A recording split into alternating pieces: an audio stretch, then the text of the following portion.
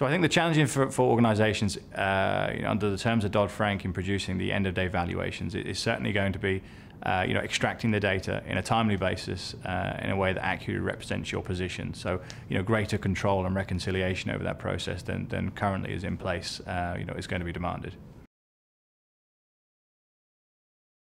So one of the areas in which infrastructure and sort of the headlines converge is the area around pricing and execution. So one of the areas that, as I mentioned before, with Dodd-Frank, which will require trades that are clearable to be executed on a CEF or an exchange, will require market participants to actually be able to price those trades that need to be cleared at the time of execution. So I think that ability to price, the timeliness of that pricing will present challenges to many organisations, because in effect it's going to be as part of an RFQ and therefore will need to be near to real time.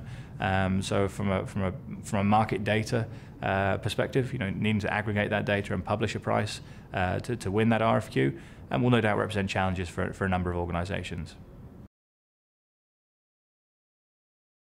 An RFQ is a request for quote, something that's introduced within Dodd-Frank for CEFs and exchanges.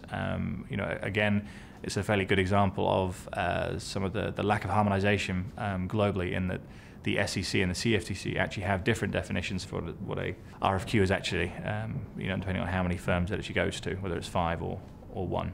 So I think that's one of the areas that is one of those unknowns that still means that strategy is taking a long time to formulate.